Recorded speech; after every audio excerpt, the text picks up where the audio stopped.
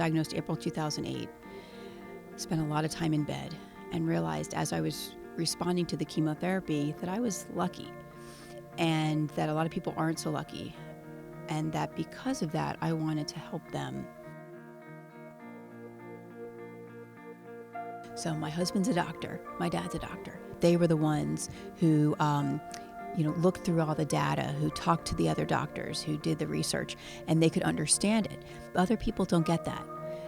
And the only thing out there for over 4 years ago was really only things for other doctors to understand. There was nothing for patients, nothing. But not only that, my husband was chief of anesthesia at a hospital. So I got in right away and got treatment right away and got diagnosed right away. Some people, it can take months or years to be diagnosed. And then even though they've gone to a doctor initially and might have been caught in an earlier stage, they're not caught till 3 or 4, stage 3 or 4. And that's when it's really deadly. I can't let people go through this. I want to get them to the place I was faster and give them the benefit of my experience.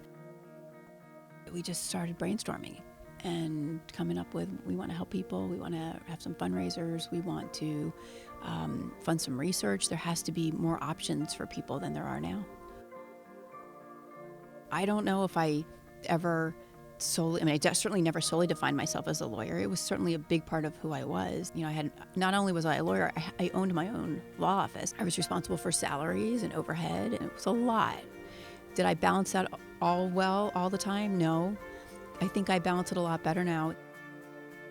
Debbie's very strong, and she amazed me. She didn't go around saying, why me? Or how could this happen? I think she just took control of the situation, and she knew that her father and I were there for her.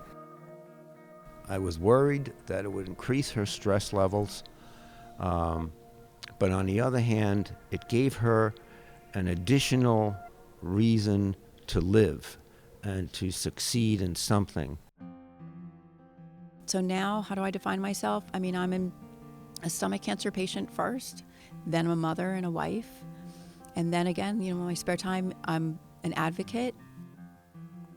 And I like to tell people they really need to be their own best advocate. They need to seek out and demand answers and treatments and things like that. But it's hard talking to other stomach cancer patients who may not have a great prognosis. But I do it because it gives them hope. And I think that that's so important for any patient to have, because it makes them want to fight. It makes them want to try and not give up. Because you never know who's going to be the one. My chances of living 5 years was under 5%. But I said to my husband, but somebody's got to be that 5%. Why can't it be me? It's going to be me.